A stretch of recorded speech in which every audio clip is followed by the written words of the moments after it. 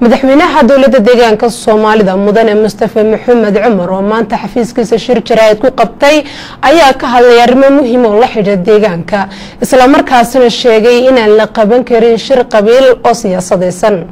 Bismillahir Rahmanir Rahim. waxaan salaamayaa shacabka sharafta leh deegaanka Soomaalida. waxaan ugu hambalyeeyaa in maaragtay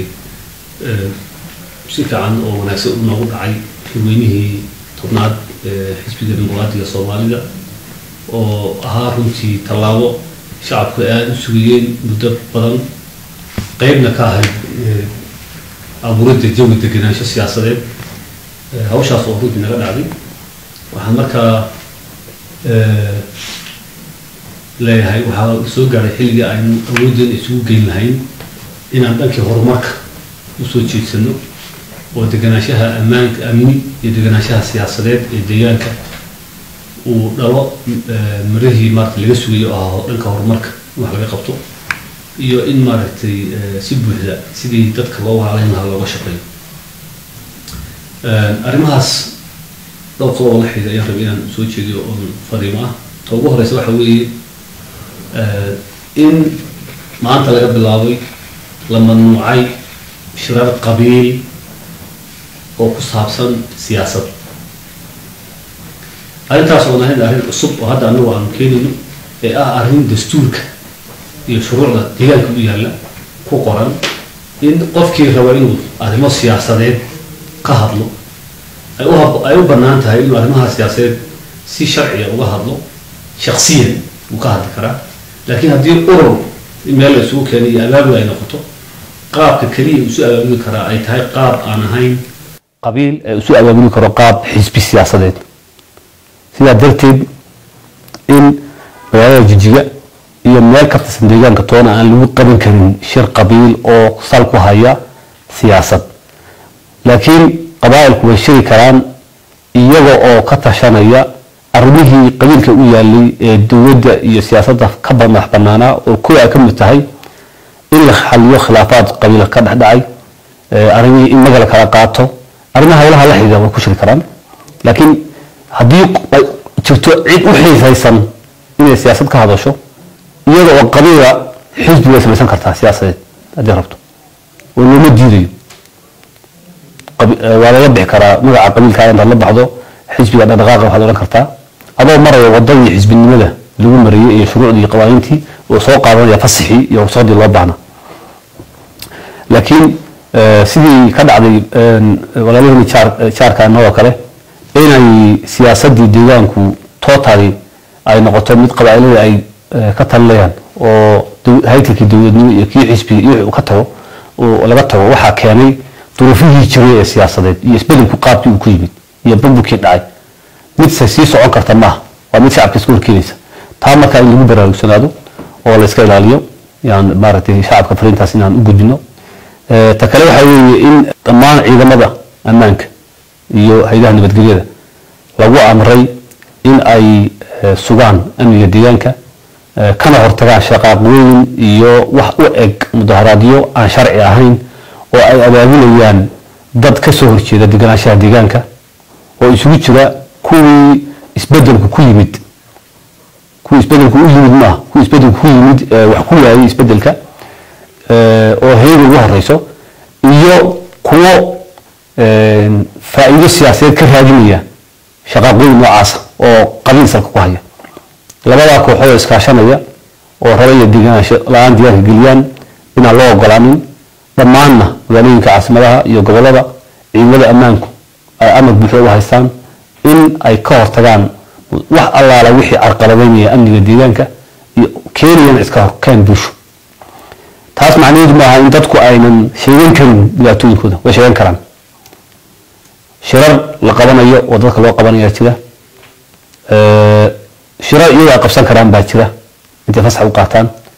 ra'yigooda iyo fikirkooda iyo wixii dhaliil dawladda u qabaan way soo jeedin karaan way ka hadli karaan. laakiin in wax dad inay isku dhacaan keeni kara ama in guddaata laga shaqeeyo oo weliba aan hayno cadaymo ah in arrintaas ay tahay arrin ay rabaan faa'iido siyaasadeed inay ka helaan dad fara badan isugu jira kuwa qandaraasyo waayay oo careysan oo deedna rabo dhiigga dadka inay qadaraas ku helaan intuu dhiig daato kuwo faa'iido siyaasadeed ka raadinaya masab ka raadinaya in dadku isku dhacaan kuwo iyagu isbedelka guudba diidan totally oo ah kuwii hore ummadda ragaadiyay gabdhaha kusan jiray waxaasoo isbiirsaday inay dimuqraadiyadda iyo xortiqoolka uga faa'iidaystaan inay isla dimuqraadiyaddii iyo xortiqoolka ku burburiyaan laga yeeli maayo dimuqraadiyaddii inaad u adeegsato inaad dimuqraadiyaddii ku burburiso oo dadkii u jiido inay si xor ay maaragtay dowladda u shaqayso wax la aqbali karo maaha taa marka hay'adaha amniga in maaragtay awooda ay haystaan shacabkana waxaan ka codsanaynaa inay ku caawiyaan gudashada waajibaadkooda arrinta kale meesha taale waxa weeye in dadkii heegada ahaa iyo dambiilayaashii shalay toole shacabka dhibaatada u geystay oo ay ka mid yihiin kuwo cadalmahooda cadaan lahayo kuwii ragga meydka ku istaagaya madaxa kaga taagnaa ku duntumanayay ku dhaanteynayay meydka dhallinyaradeenii halgamayaasha ahayd kuwii ku tumayay meydkoodu maanta inay noqdaan kuwo bulsho abaabula oo kiciya halkaa inay soo gaaraan inay maaragtay ay keentay cafiskii loo fidiyey iyo ka socoshadii laga socday taa haddii garan waayeen in cafiskii lagala noqday lagana xisaabtamayo musiqii ay ku jireen dhibaatadii dadka ay u geysteen tacadiyadii ay geysanayeen raggii xabsidii ay ku dulkaajiyeen wixii o dhan in lasoo bandhigayo tallaabo adagna laga qaadayo in taana ay ogaadaan oo laga xisaabtamayo ama halkaa joogaan ama adsabaha joogaan taana inay ogaadaan marnana aan loo ogolaanaynin ninkii shalay meydka sheekh deeq cagta saarayay halgamaa sheekh deeq oo ummaddan u dhintay ninkii cagta saarayay ku tumanayay maanta inuu iska dhigo nin reer u hadlaya hadduu reernima jirto shalay buu reernimo ugu danqan lahaa walaalkii shalay baa inuu reernimo ugu danqado kii inuu maanta halkan soo istaago reer ka kaca yidhaahdo kursi baa la iin diiday kursi ay waayaan reerka maanta soomaaliyeed inuu ku kiciyo raba shalayna wiilashooda ku dulkaajiyey kaasoo kale inaan marna cafis loo fidin taabaan laga qaado inay ogaadaan ta kale waxaa weeye in fahamka khaldan ee laga qaadanayo mar walba dowladdu wax dhisayso taana bulshada laga soxo tirakoob maaha dhismaha dowladdu ama kaabine ha noqoto ama xisbi ha noqoto tirakoob ma aha la leeyahay degmo hebel reega intaasaa laga siiyo reega intaasaa laga siiyo tiradaas marka reerkaas yaa badan iyo kaas yar maaha fahamkaas waa khalad waa xusid meel walba dadka Soomaaliyeed isla heetay leeyihiin laga soo qaadanayo meelaha qaarkoodna dadka faraha badan ee sheeganaya farabadan yihiin gobolada qaarkood inay wax ka tagaan oo kuwa ay leeyihiin waa minority wax uga tagaan oo u ogolaan tanaasulaan u sameeyaan si walaalnimo istacayl loo abuuro faham noocaas dadku ay ka qaataan islaamaha bararoon iyo wasaabiyada ku jira reer baa la yareeyay in totally fikirka dambeeya ee rimiga noocaas ay xukuumadda ay u dulqaaday bulshadana laga rabo oo marna aanan go'aankana ku saleeyay fikir noocaas oo feedback bulshada keenay aanan u arkaynin taa in la ogaado